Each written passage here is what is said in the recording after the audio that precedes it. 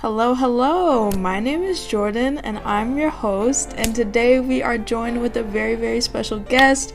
Bree, won't you go ahead and introduce yourself? So, hi there, everyone. My name is Bree Aarons, she, her.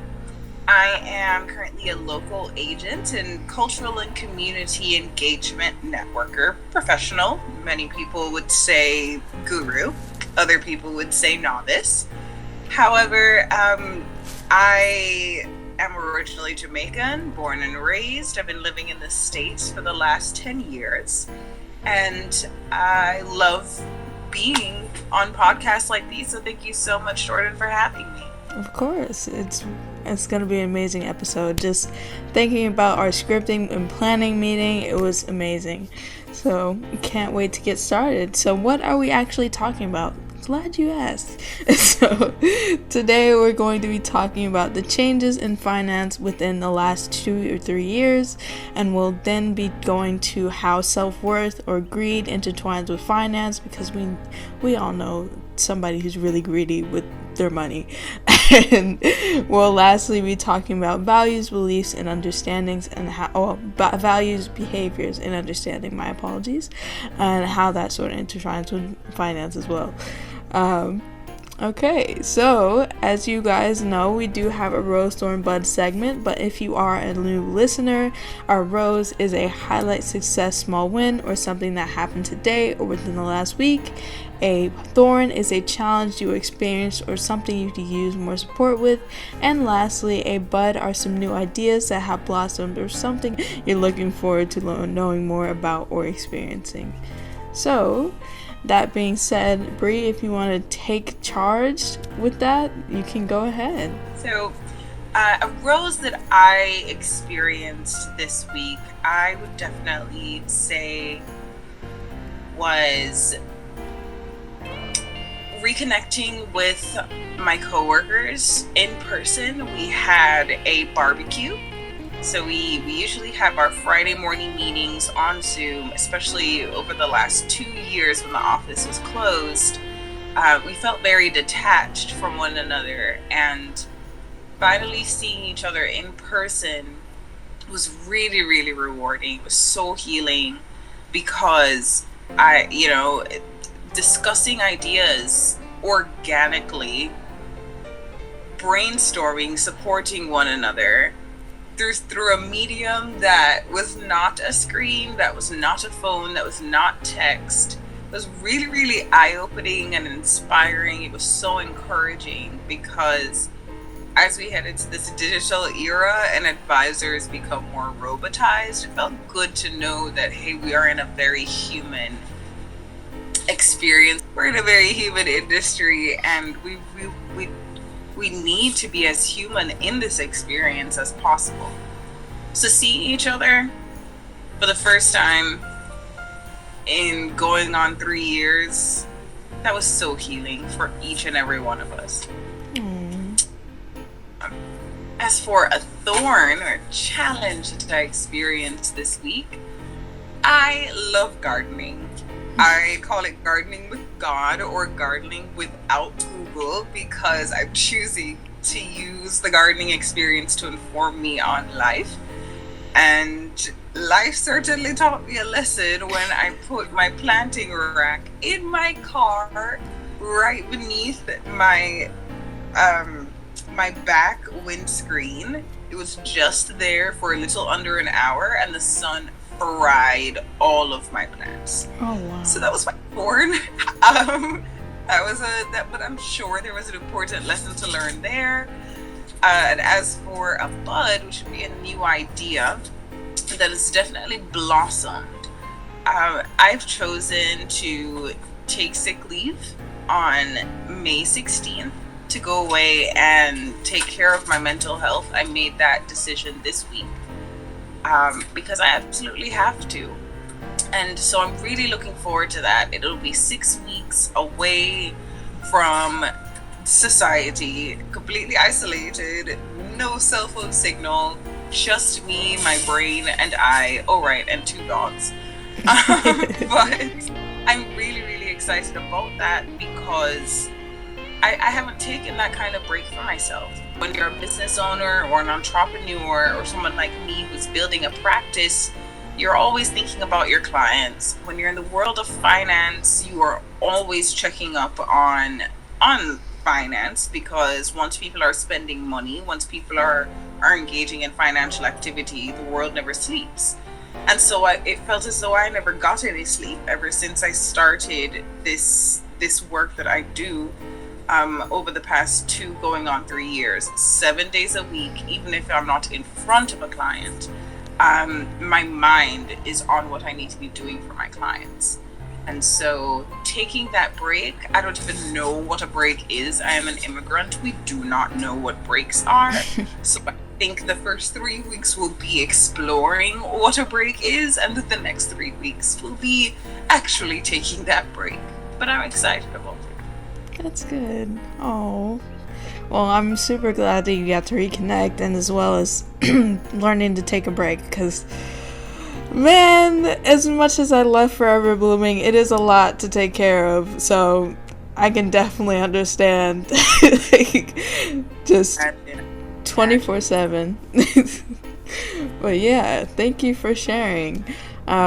Just to get ahead of, just to talk about my rose thorn bud as well. My rose is that it's kind of like a bittersweet rose, because I just put in my 2 weeks for my job, and it's gonna alleviate so much stress because my job, I hated my job, and I don't like doing things that I hate to do. So it's gonna alleviate so much stress, but at the same time, I also have to go through that process of finding a new job and everything like that, which is gonna be a thorn, as well as just getting through that process of interviewing and researching new jobs. It's gonna be a thorn. And as far as the bud goes, really excited for the new job. That's pretty much it. And I'm hoping to do a more creative job, a more hands-on job, just so that I can personally just love what I do every day, even if there are the challenges that come with it. So yeah, that's my rose thorn bud. So that being said, we can go ahead and move on to topic 1, which is just the changes in finance in the last 2 or 3 years. So what have you observed? Yeah, so in terms of changes that I've witnessed, there have been so many. Anyone who's been following the news, finance in general has been in the news a lot more over the past 2 years, especially economical impacts of COVID-19. And so I won't go into too much of the stuff that I know that is generally a lot more known.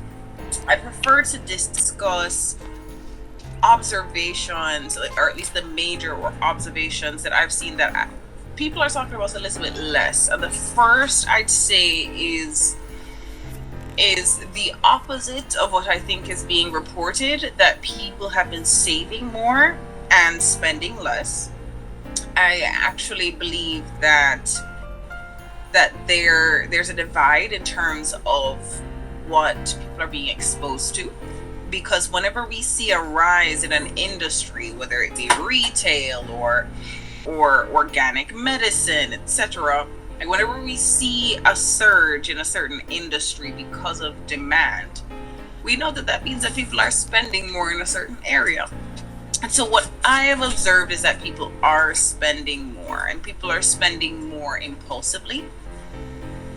The result, I think that this has a lot to do with people's need to feel alive. So having to isolate, social distancing, having to be at home a lot more, of course, means that we are seeing a lot less. We're seeing people a lot less. We're not in our workspaces, and so there's a lot more that's on our mind that we feel like we need to fill gaps for. Even though we're at home more often, we've seen a surge in DoorDash, or Uber Eats, Grubhub, etc. So even though we're at home and our kitchens are right there, we're actually cooking a lot less. We're grocery shopping a lot less. And you would think that people would shop less because we're going out less, but that is actually not the case. We're just shopping for different things. So people are shopping less for dresses and more for makeup because they're on screen. Or people are, instead of buying tiny little things or shopping for their, not shopping, but instead of purchasing more gym memberships, we're seeing larger purchases like Peloton. And so saving, people have different philosophies around saving. However, I've definitely seen where, because the future is so uncertain, which is exactly what saving is for, the future, the unknown future, those emergencies. I realized that people become so overwhelmed living through this pandemic. It's not like a major tragic event that occurred in 1 hour, 2 hours. It's something that we're all living through. Mm-hmm. So our usual savers who would just not touch money is supposed to be kept in that savings account, and therefore we don't, it's not there in our heads. People are a lot more likely to spend impulsively, as I mentioned, spend compulsively, because we live in a digital era, so there is that instant reward that we feel like we have to cater to,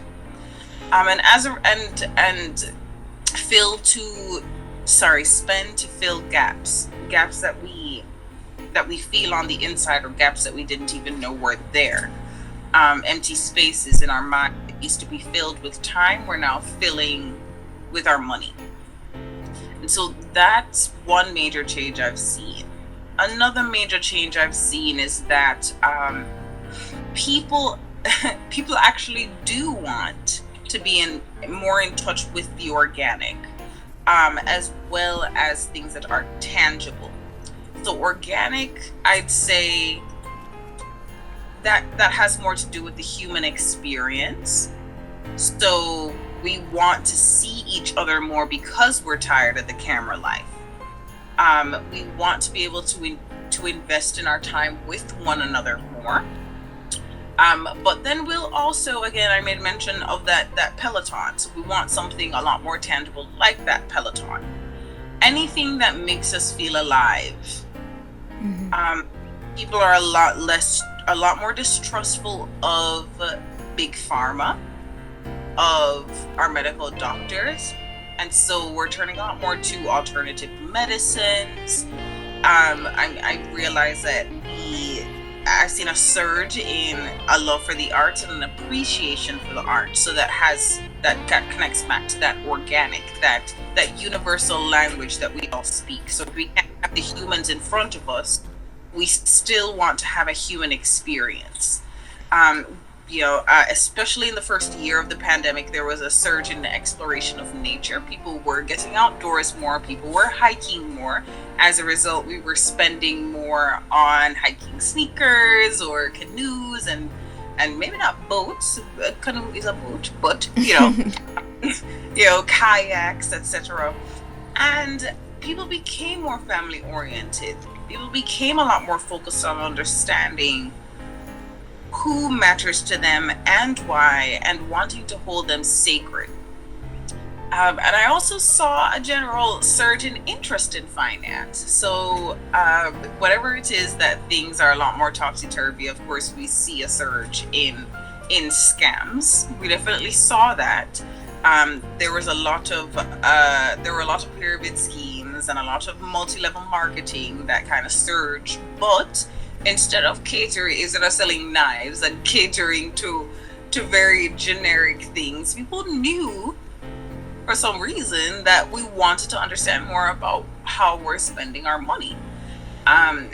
Whenever there is a pandemic, I think people were anticipating the inflation that was coming, and so they wanted to know what the best thing was to do with the assets that they have, the money that they generate. And so we saw that surge in interest in financial literacy, finance classes. We also saw more people getting financial advisors, and therefore an increase in the number of financial advisors that are in the industry. And what I noticed was that people are a lot more compassionate to one another when it came to understanding of finance. People were feeling a lot more confident with what they should do with their money, or what they are doing with their money. However, some people actually felt more insecure after working with an advisor, and less compassionate with themselves about the way that they were spending their money. So the people in their 20s who haven't been saving a lot, they know, all right, now it's common sense. I need to be sure that I'm investing. I need to be sure that I'm saving. Or people in their 40s who realized that they were living like they're in their 20s, realized that they don't have the funds necessary. They haven't started saving. And if you're in your 40s and you haven't started saving, then you realize I actually have to be allocating at least half of my income towards retirement account if I don't want to run out of money. So those are just the general things that I've seen, just based on working with my clients one-on-one, working within my community, and of course just general observation, national observation from the news and from trends. Those are the major things I've seen. Okay. I think I love how you talked about the interest in more organic and tangible things, because I have a personal account of that. I like seeing my mother throughout the pandemic. She has definitely become more like compassionate towards herself and trying to find out ways to feel better, and that has come from a astrological and spiritual standpoint, to which she has like invested in things like sage or crystals or like things like that, which is just like such an interesting thing that you observed, because it's like, I know that because my mother is all about that. Yeah, we've definitely seen, and even though sage and crystals, some people may consider them to be non-scientific, that does connect directly back to what I was saying about the alternative medicine. So people, I've noticed, have started practicing like Reiki, and people are, they're a lot more in touch with their chakras, because we can't see our therapists right now. The mental health, I almost said mental health department, but mental health in our country right now is slammed. Mental health workers, social workers, they are exhausted. And so we found that reaching out to our community and the alternatives we have within our community that serve those causes, including the professionals that work in those industries, they've definitely reported seeing a surge in the that they've been getting they've seen so many more customers. I myself, even though I have a therapist, I'm now going to a Reiki specialist.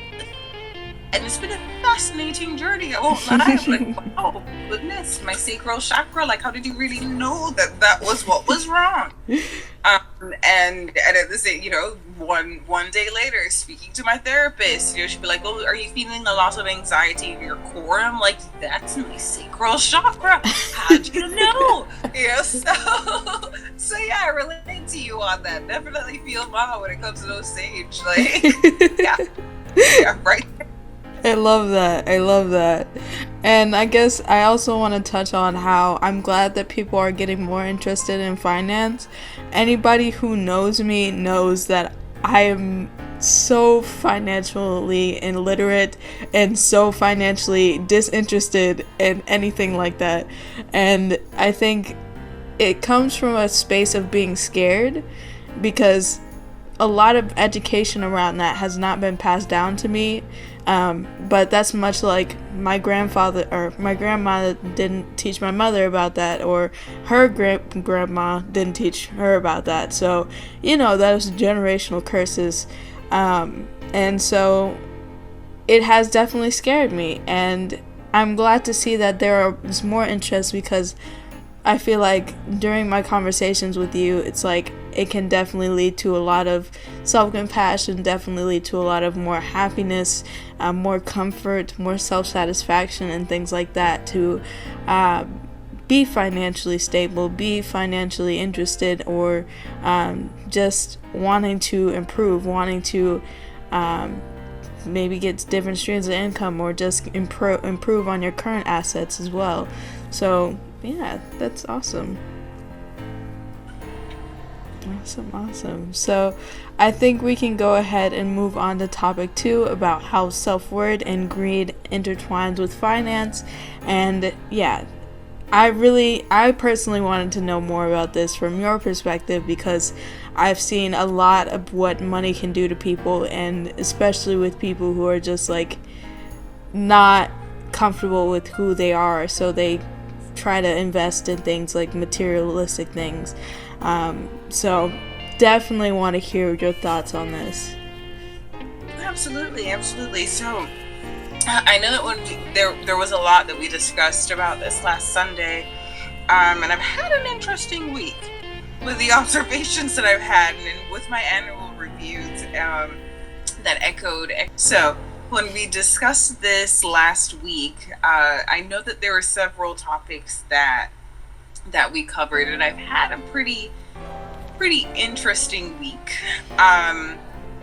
especially with all the big news that has been coming out. And honestly, isn't there big news at least every other week?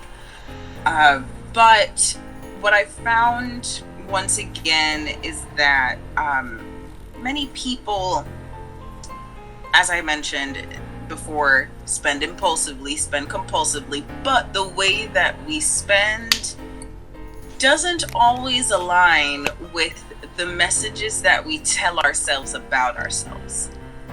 And so I'm always saying to my clients that it's important that we understand our core values and the way, because that directly impacts the way that we're going to spend. So for me, I know that my 3 core values are kindness, authenticity, and respect. And any company that I invest in, any business that I may invest in or counsel, like, my assets, of course, naturally are going there to grow so that they grow.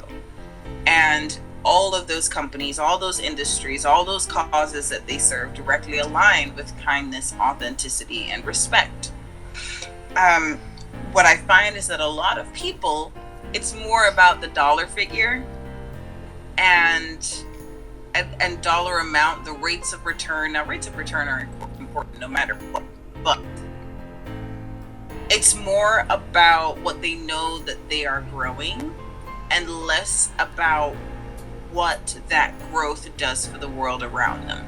Mm-hmm. So that's at it on a bigger scale, on a grander scale. Bringing it down to something a little bit more intimate, there's what we value and how we may see ourselves falling short. So let's think of it as like self-worth versus self-dissatisfaction. So we know where we are worthy. We know what we consider to be worthy. We know whom or what around us has worth. And what we consider, why we consider those things to have worth. So let's think about the most common thing in the United States that I have heard referred to and is often overspent on, and that's Jordans, right? Many people will splurge on their Jordans. It gives them that high. It makes them feel like they're worth so much. However, you have $1,000. You spent $800 on it. You spent $800 of it on Jordans. You have $200 left, right? Mm-hmm. Now you end up feeling dissatisfied with yourself because you only have $200 left. You had that high from that $800 that was spent. Most people, when they walk around in those Jordans, will not feel like they are worth $800. As a matter of fact, they'll feel a lot more stressed about the fact that they are wearing $800. They get a little bit of dirt on those shoes, and it's like, oh my God, that's my $800. Like, and I realized that despite the fact that people are spending that $800 on those shoes, that's directly tied to their sense of self-dissatisfaction and what they feel on the inside not being enough. Mm-hmm. So there's a lot of greed that's associated with that. People are a lot less likely to give with their money. They're a lot less likely to buy Jordans than they are to buy Jordans, right? Because of brand and appearance. But Jordans may cost $200. Most people cannot see that the J may be spelled a little bit, or maybe drawn a little bit, only you can see that. And a lot of people are a lot less likely to redirect those funds towards something that may help them or may help the world around them. So we all want some sort of compassion. We want kindness from the world around us, but yet we spend selfishly. And continuing to do that feeds the imbalance, that sense of imbalance that we feel, not just within ourselves, but in the world around us. And so if you're constantly pouring into yourself materially and not organically, not in a way that aligns with your own values, you'll constantly be feeling like you need more. So there's a little bit of that. But yeah, that's generally what I've observed. That and now more than ever, because we all feel so uncertain and we're spending so impulsively because we're trying to fill the gaps that come with that uncertainty, we feel like we're lacking. We always feel dissatisfied with ourselves. And I don't know if you've made any of these observations yourself. I mean, I have definitely seen this within, like, my personal life. My boyfriend is definitely a shoehead. And, yeah, that sort of spinning and then getting to that low point, I've seen it all over and over and over again. But as far as the research goes, in a study that it was concluded that people who did buy those luxury goods, that they did feel less confident, and they wish to anticipate that boost in confidence every time, which you can't do that if you are experiencing that low and then experiencing that high and then experiencing that low. It's just a constant cycle of spending more, and then, as you said, just having that lack of funds that then leads you to feel dissatisfied, and then saving and spending and saving, and that's not the proper way to spend your money. I mean, I'm not a financial advisor, but I could definitely tell that. And it's important to realize that more money does not equal happiness. In another study, they also concluded that people who make $100,000 a year has very little difference in happiness levels in the people that make $1 million a year. And we all think about how, like, being rich is like this amazing glorified thing, but I have been through this debate with so many people. I reckon that being rich can make you feel lonelier because, like, your money has less value. So what is there to, like, spend it on? What is there to care about? What is there to just be in the present satisfaction about? Because I feel like if you're in a comfortable level, but you have, if you're in a comfortable level, you'll feel comfortable. But if you have more than you need, then you'll feel like you're lacking something. But that wasn't concluded in the research. Best people, money does not equal happiness. But that was my personal input on that. It's definitely true, and I find it interesting you say that because I just gave a talk at a high school this past Thursday. And I had the students draw a right angle triangle, and so I guess our listeners can imagine this. So imagine a right angle triangle, right? It has 5 layers or 5 levels, right? And we consider this to be the standards of living pyramid. The very bottom category is charity. Right above that, bare necessity. Above that, getting by. Above that, comfort. And above that, luxury. And I asked the students to tell me, what category do the rich live in? Most of them say, most of them comfort, luxury. I said, okay, all right, fine. What category do the wealthy live in? And everyone disagreed. Some people said luxury. So everyone avoided charity. I shouldn't say they said all of the above, but everyone thought from bare necessity all the way up to luxury. And I found it interesting that the ones that said bare necessity. So I asked them why they think they live with bare necessity.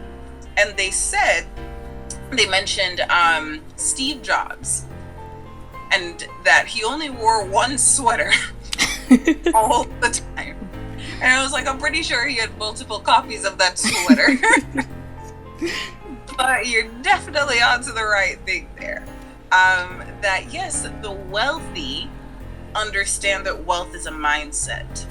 To have wealth means to have something that is permanent or semi-permanent that can be passed on. All right, it's durable, long-lasting, and therefore not necessarily tangible. It doesn't have to be cash. It doesn't have to be something that's digital, but it has to be something of meaning that is very difficult to liquidate. It's very difficult to get rid of. I always say one of the biggest sources of wealth, one of the best assets that we'll ever have is ourself.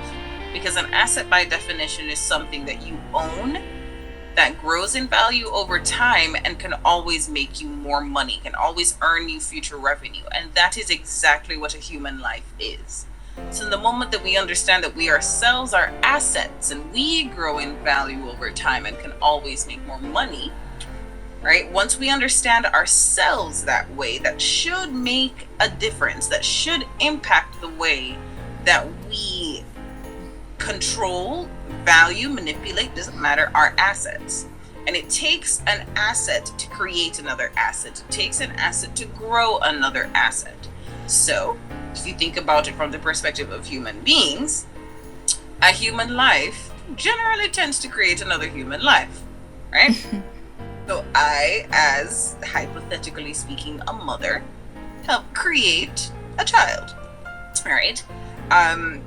It takes cash or money in a bank account to be able to purchase stock. You can use stock to purchase real estate. You can liquidate real estate, put it in bonds. So it takes assets to create other assets. And if we are pouring our assets into other assets, no matter what there's going to be growth. But if we're pouring our assets into liabilities, and a liability is the opposite of an asset. So it's something that you may or may not own, but it depreciates in value over time and can always incur future cost. If we take our money, put it into a car, the moment that car drives off the lot, it drops $4,000. You should have heard the way that the kids reacted when they found that out. Woo, it was great. But they they themselves were commenting, I don't want no car. Like, why do people buy a Lamborghini? And it was like, yes, look at you all healing these generational wounds with this critical thinking. Yes, that's exactly right. And I was saying to them, like, yeah, you but can you take that car and buy a house? No. Mm-hmm. So when we think of our self-worth, quite often that can be connected to our net worth. If you have more assets than you do liabilities, you have a healthy, positive net worth. If you are spending more of your time or more of your money on things that grow, that will help you grow internally or externally, then you will always have a higher sense of self-worth. Your confidence will be greater, and what you invest in will be more meaningful because you aren't spending on things that drain you. However, if you are constantly surrounded by liabilities, things that as soon as you purchase them, they go down in value, like Jordans, then you don't really have much that you're pouring into. You only really have your bank account, but you have 100 shoes that surround you. Quite often, that if you find an individual that's like that, they'll have a low sense of self-worth. To know what really, really gives you a sense of peace, to know what really means something to you. One of the exercises that I do daily, and people don't have to do it this way, but for 5 minutes every morning, I always sit down, I set a timer, and I write down my gratitudes. I write down what I'm really thankful for. And every time that I reflect on those gratitudes, it helps realign my sense of purpose and what matters to me. It helps it really is what created that compass for me daily on default to know what's worth spending money on and what's not. So if something has meaning to you and it keeps coming up each and every day, that's how you know that that is something you value, and that is where your assets should be going and should be growing. Many people, they won't say, oh, I'm thankful for the roof over my head, but they may say, I'm thankful that I cleaned the bathroom or the bathroom clean. I'm thankful for all the sunlight that's pouring into my room today. In tiny ways, they're saying that they're thankful for the fact that they have windows. They wouldn't have those windows if they weren't in their house. They wouldn't have that house if they weren't paying rent or paying their mortgage. So that is still giving thanks for their physical environment that their money is going towards. As opposed to, very rarely do people say, I'm so thankful for my Jordans on like a daily basis. Very rarely. People tend to be thinking about the organic, and they tend to be thinking about, their sense of humanity. That's why I don't bash people who hang out with their friends a lot, who may spend a lot of their money going out with friends. I say to them, sometimes I'll say, all right, well, if you see that there's an excess going towards the food, then maybe it's time for potlucks, but it doesn't mean that it's time for less friends. It doesn't mean that it's time for less time with friends. It just means that it's time to get a little bit more creative with the way that we spend our time. And what you also find is that people who are satisfied with where they are in their standard of living tend to yield more income. They tend to receive more in general. If you're satisfied with your friends and your friends are satisfied with you, you tend to continue to pour into one another, and everything that makes your friendship beautiful tends to grow. The same thing happens when it comes to our income. If we're we always see this, and this is something that hasn't changed. People who are thankful for their positions at work, thankful for just being able to have the job, they're more likely to get a promotion. Their superiors are more likely to see that, they want to keep them around, and eventually they'll get a promotion. As opposed to the person who's always in the office or always in the lunchroom gossiping with their peers about sloppy things are. Those people tend to always be miserable because they see the job itself as a liability. They create liabilities within their space. They're drained by the job itself, and they're not going to receive more income because of it. And even if they do get a raise because they've nagged about it for long enough, they're the ones who are more likely to get that 50-cent raise instead of a $50,000 raise. Satisfaction always leads to more income. That's something I continue to see. And even if it's not immediate, even if that income may not mean like more in the pocket, it tends to come in the form of wealth in general. Things that are more meaningful to us tend to pour in a lot more when we're satisfied with where we are right now. Oh, wow. I think that's such a beautiful message, honestly. I think when we think about gratitude, when we think about satisfaction, we kind of think about more of like, oh, I'm happy with life, and I'm happy with like my friends, I'm happy with da-da-da-da. But we really don't think about how being satisfied and being gratified in any way sort of impacts other areas of our lives, like our work life, like our income, like our finance, and things like that. So I think there's a lesson to be learned, like just despite what it seems, just being gratified to be gratified, it definitely interacts with other areas of our lives. And I love how you sit down and write about your things that you're grateful for, because it just helps you feel more whole, and it definitely has an impact on other areas of life.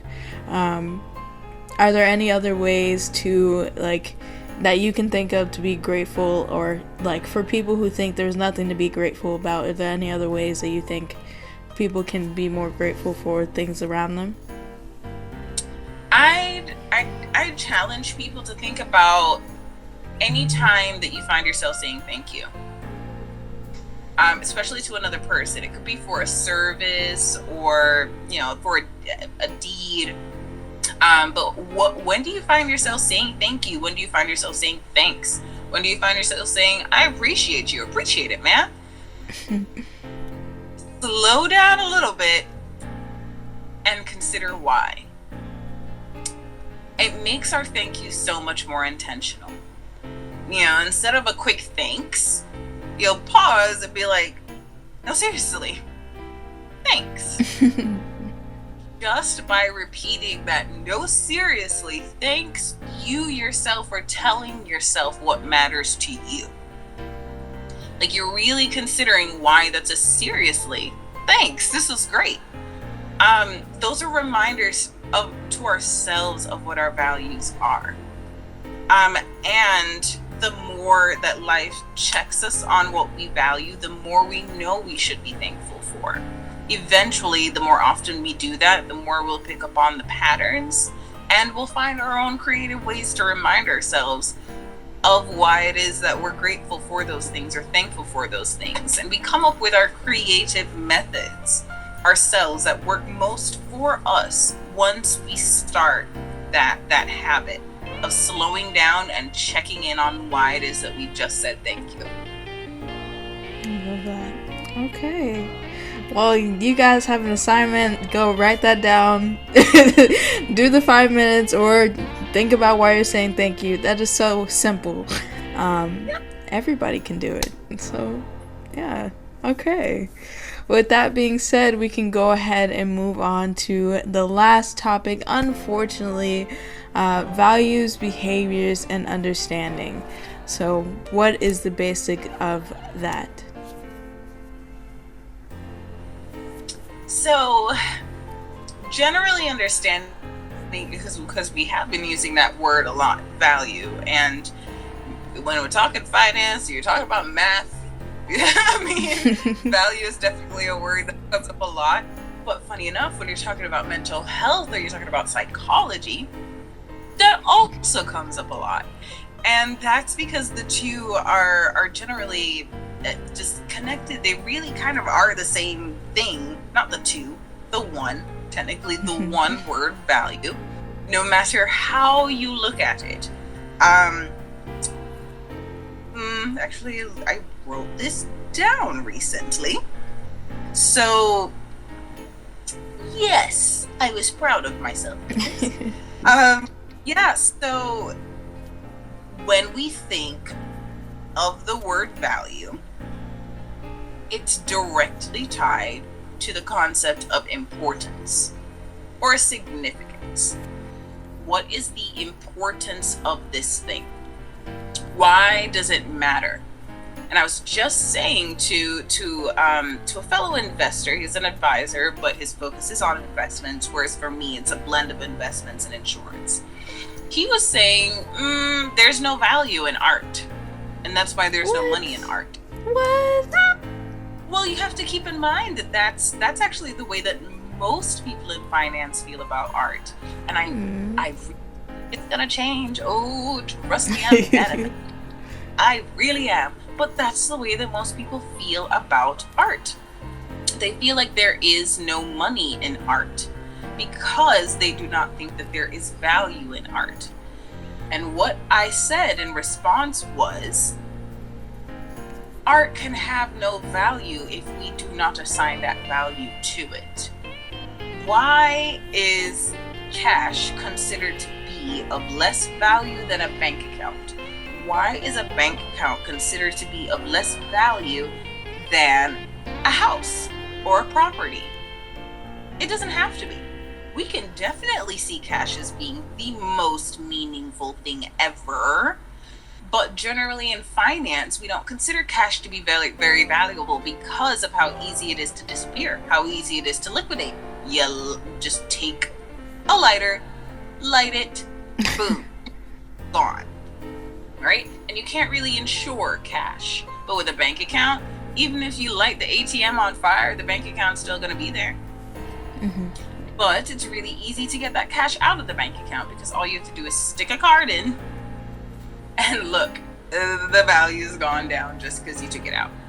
So real estate, on the other hand, has a lot more value because you can put seeds in the ground and voila, you have lettuce that you can now sell. Look, just like that, you got more revenue. In your house, in your building, you can rent out a room. You can run a business out of the second room, and then the third room is your room that you sleep in. So it serves multiple purposes, and it grows in value over time because of all the things that you are doing with your house and with your property. It's worth more to you. However, some people will say, nah, I don't care about this house. The roof is always imploding. Remember, this ties back to gratitude, right? Mm-hmm. The house is imploding. It's too big. I can't be bothered. Who on earth is gonna mow that lawn out there? But I love the comfort of having just all of these bank accounts. Like it gives me a sense of safety within my mind. I feel nice and calm, and also I like seeing my stacks. Like they're all green. Green gives me peace. It makes me feel like I'm in nature. Those perspectives, those second perspectives that I just mentioned, many people think that way. But in the general scope of finance, we see value as being directly connected to how important something is based on what we can do with it. And personal values, they actually work with. So many people with kindness, this means nothing. It means very little. Why be kind when you can be taken advantage of? I say kindness is the most important thing in the world. Kindness is, the second pillar of love. And if we're not giving kindness, if we're not acting in kindness, then we're all going to feel like we're dying inside. Those are two different perspectives on values. But it doesn't mean that value itself doesn't exist. So it's very important for us to understand those values because they impact our behaviors. They impact our attitudes. Our attitudes are directly tied to our values, but our attitudes influence our behaviors.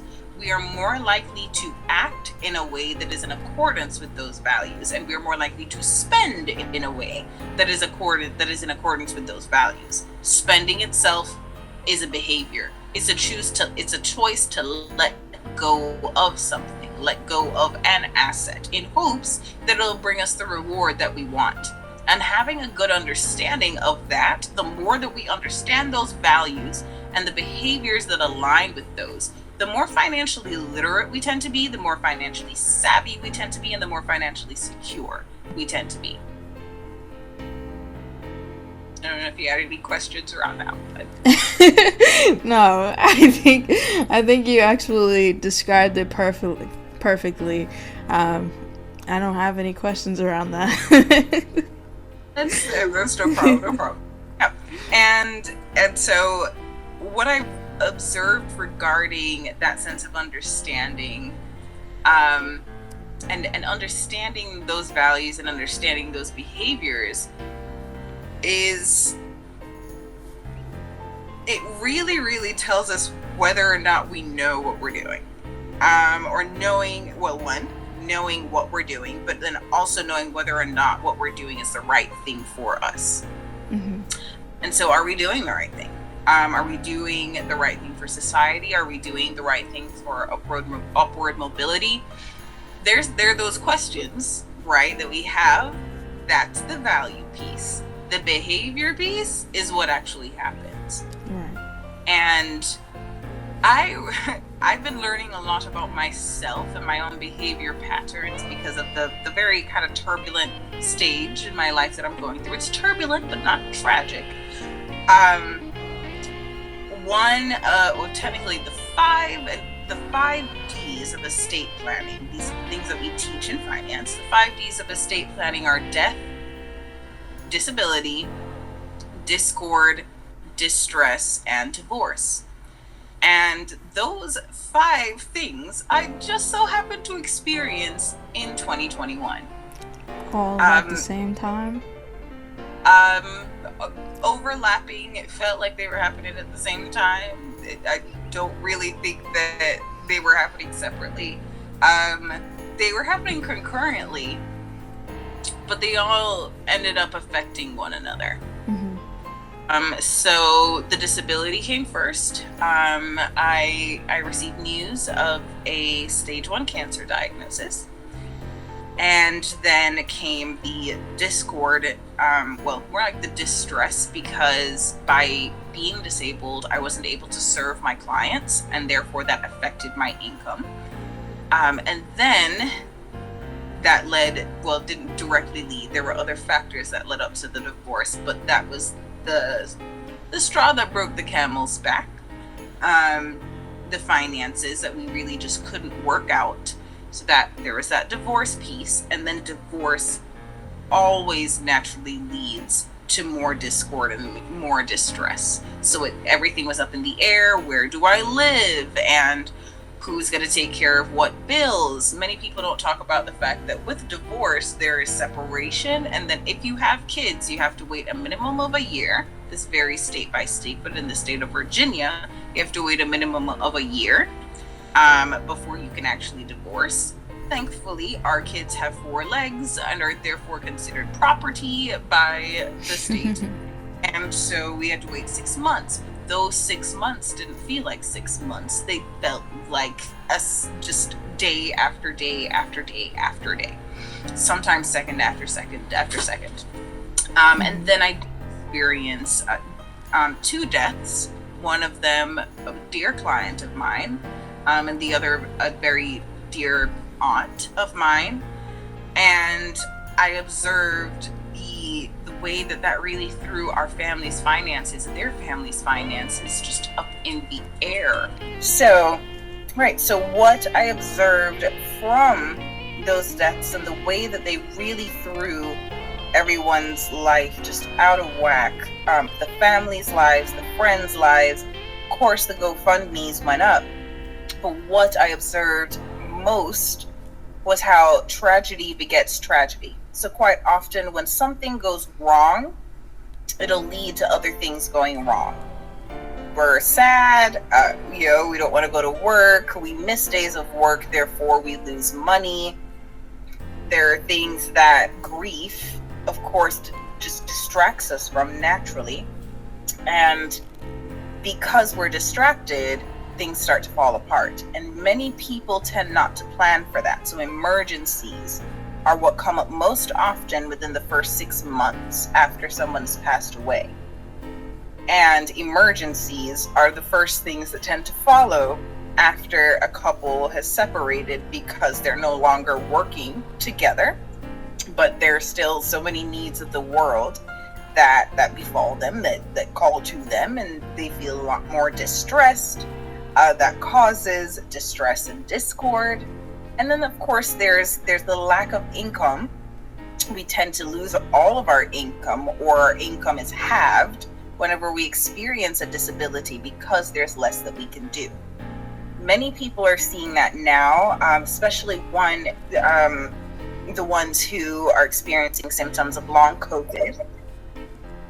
And a frequent comment that I hear is that long COVID sounds a lot like clinical depression. And so anyone who has experienced clinical depression can identify with that lethargy and that weight that we feel when it comes to just sitting up. If you've experienced a disability, you know it's incredibly difficult to sit up. And so when we experience those 5Ds, anything around those 5Ds directly impacts the way that we spend our money. It forces us to come face to face with our own values. And day after day, second after second, we either act in accordance with those values, or we find ourselves stepping away from those values, acting against our own values. If we're acting against our own values, then we feel a sense of internal conflict all the time.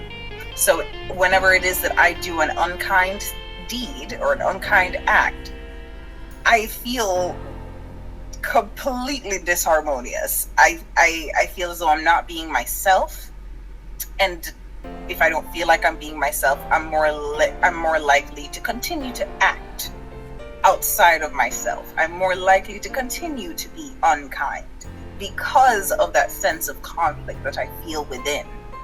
And so my money naturally will not be spent in ways that align with kindness, but with selfishness, with greed.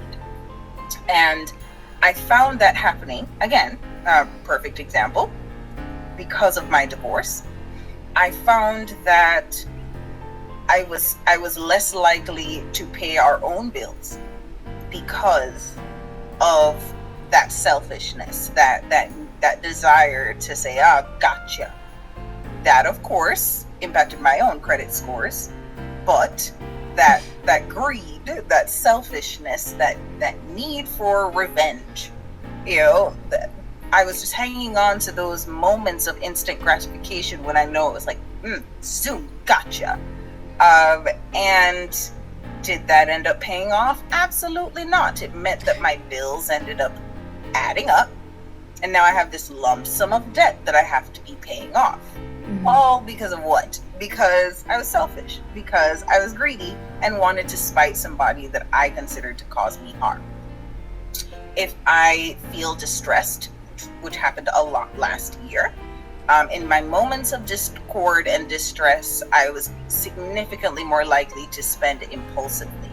Anything that could help to calm my nerves, to make me feel like, hey, this moment ain't so bad. I spent so much money on gardening materials last year that I didn't. If I were thinking from the perspective of kindness, I know that and if I were thinking about my other values, my love of community, I would have been more likely to go to my neighbors who also garden, facilitated a conversation, opened up a conversation, right? And said, hey, do you have a gardening spade? Not only would I have facilitated a very healthy friendship, I would have also gotten a gardening spade for free. Instead, I went, spent money on a gardening spade, and of course, while shopping for a gardening spade, was surrounded by so much more other stuff that I didn't need. The time that I spent in Home Depot shopping, I could have been bonding with my neighbor. And so that's a example of how our finances can conflict or align with our spending. And the way that ties back to mental health is, of course, by feeling better about myself for getting a free gardening spade for 10 minutes. There's that. It's like, woo, just save money, living better. But I would have also facilitated a sense of community with my neighbors. And there really is no healing within ourselves without relational contact, without relationships. Yes, we need to feel good as an individual ourselves, but it never ever stops there. And I'm a part of a dance group, a dance company by the name of Mental Health in Motion. I believe you are familiar with Lisa Linger, the genius herself. We actually just did a production on this, and we were exploring the ways that the community plays a role. The individual, the community, and the institutions around us play a role in preventive mental health breakdowns, or preventing mental health breakdowns. We started with the individual, right? And we explored anxiety, we explored stress, and how difficult we tend to be on ourselves. And the kinds of kind words and kind messages that we can use to make sure that we're maintaining our own mental health by being self-compassionate. Then we move on to the community. The community can be our friends and our neighbors, but they are also our teachers, they are also our local firemen, our local police officers, etc. If we aren't in harmony with them, and if they aren't in harmony with us, things are more likely to fall apart. Then we ended with the institution. That was the final chapter. Yes, you go to your therapist. You also go to your social worker. You can go to your, let's say, your local translator if you are an immigrant. Then there's your pharmacist, and the list goes on. If those institutions aren't communicating with one another, which we know in today's society they do not, and they definitely need to, if they aren't communicating with one another, then you may be getting help from one, but by them not communicating with one another, one's helping you and the other one is harming you. So I actually had a solo in this piece. So I was running to the interpreter. The interpreter was able to translate what I had to say. But then it was my responsibility to take that translation and then go to my therapist, tell my therapist what my translator said. But of course, I can't say it as well as the translator, the interpreter themselves.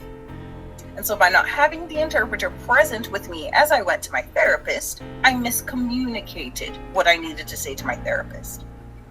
My therapist then made whatever recommendation she needed to make and sent me to my psychiatrist. Told the psychiatrist whatever it is the therapist told me, but the psychiatrist, not knowing exactly what the therapist said in therapist language, quote unquote, just used my own words, which of course were already poorly translated from the interpreter, and gave me medication that wasn't best for my mental health, and so of course caused me more harm. So we had to see where this is going, right? Mm-hmm. And by the people in the community, my buddies from chapter 2 came in, talked to interpreter, talked to translator, talked to interpreter, and then talked to the therapist, then talked to the psychiatrist, got them to, we used ribbons symbolically. By using a ribbon and connecting each of these individuals around me, they formed kind of like a square around me. I was finally able to get to that light that I needed to, that help that I needed, and I was finally able to heal. So every human being in this world needs this. They need to be connected to themselves. They need to be connected to their community. They need to be connected to their institutions. But their institutions need to be connected. The community needs to be connected in order for us to even feel rooted within ourselves. If we are planted in a space, whether it be in our perfect example here, Roanoke, Virginia, the universe chose for me to be planted in Roanoke, Virginia. In order for me to grow in Roanoke, Virginia, I have to become connected to my community. And the institutions around me have to be rooted in that community. So if let's think the major institutions in our schools here, right? Our major institutions here, example, school. If all our schools are run by an entity that's out of state, how on earth are they connected to our community if they're run by someone who isn't within our community? Mm-hmm. If the members of our community, and I'm always reprimanding people around me, right? You have to love where you're from. You have to feel a sense of pride in where you're from, even if it's not popping. If everyone in my community is not saying that they're from Roanoke, but saying that they're from Atlanta, then they're already disidentifying with their sense of community, all right? They don't feel as though they're from a place that exists. because they're trying to say it doesn't exist. And as individuals, if we're telling ourselves that we don't love it here, that we don't appreciate it here, we don't appreciate ourselves in the way that we're growing here, that ingratitude pours out around us. The examples that I just gave, I've been seeing now more than ever before, this disidentification, this detachment, while also wishing that the other parties were working with us, right? So we don't accept ourselves, but we want the community and the institutions around us to serve us. The community itself is rejecting the individuals that make up that community, and they're not growing or feeding into the institutions around them. And then the institutions themselves are being bought out by bigger and bigger and bigger institutions. So they aren't owned by the community, and they're not owned by the individuals. That disconnect, we're seeing it more and more. And I don't know if you can really relate to any of this if you've seen it, but all of this goes back to finance. All of this ties back to assets. So we're seeing less money being invested in our communities. Our individuals in our communities are investing less in themselves. And the institutions aren't serving these communities because they have no loyalty to these communities. They aren't investing in the communities. So hopefully that's something that'll turn around. I think it's inevitable that it will, because we have to. We really do. Right. Nature has a way of righting its own wrongs. We only go through periods of turbulence so that we can greater appreciate peace. So I know that that's changing. Okay. Well, I can see how this sort of wraps around and around and around, back to finance, back to, and like value, as we were talking about, especially within the community. And yeah, I don't have any other words for that. Honestly, this discussion has been amazing, but of course it always has to come to an end. It has been a pleasure talking to you. Any last words before we wrap up this episode? I should have really thought about that, because there's always so much to say. No, there really is. And once I get going talking about finance, it's very hard to stop. What I will say is, or at least I'd love to challenge all listeners to challenge themselves. Challenge yourself to understand what self-love is, because that's exactly where all healthy finance begins. I know of very few individuals who love themselves and feel dissatisfied with where they are in terms of their standard of living. I mentioned that wealth exists on all tiers of the standards of living pyramid. That is simply because self-satisfaction and gratitude are really what negates the way that we feel about the world that we live in. And very few people who choose love feel dissatisfied wherever they are on that standard of living. A person living in charity may consider themselves to be living in luxury because they love the fact that everything is being given to them, and that is the luxury. Right. Many people will feel as though they are just getting by simply because they don't feel appreciation and love for what surrounds them, and therefore will always be getting by. We can all live in luxury, whatever we define luxury to be, if we are choosing love. I know no person who lives in love, who continues to pursue love, who doesn't feel like life is a gift, a luxurious gift. So it may sound a little corny and you may hear it all the time, but it really is facts. Choosing love means choosing a healthy financial life. Awesome. Well, thank you for that message. Love talking to you again, and I think we can close out this episode. So, again, thank you for that beautiful message. That was choose love, everybody. Choose love. Absolutely, and more importantly, thank you so much, Jordyn, for having me. There's that thank you that I just mentioned. Thank you for the connection. Thank you for the opportunity to speak on something that I absolutely love, and thank you for sharing all the messages that you do with your audience. I know that as an audience member that I know I will be going forward, I myself am thankful for what you do. I myself am thankful for the opportunities that you provide for this world, and I really hope that Forever Blooming continues to bloom. Oh, thank you. All right, so with that being said, we can close out this episode. So our website is foreverbloomPod.org. You can find us on TikTok, Instagram, and Facebook, all at foreverblooming.org, plus Twitter at foreverbloom.org. And Bree, did you want to share your social media? Well, social media, my Instagram is the Terrier Mama. And I do post little knickknacks about finance on my story, but what you'll find in my posts are usually of me and my dogs. However, I use a lot of my terrier references to connect right back to finance and the choices that we make.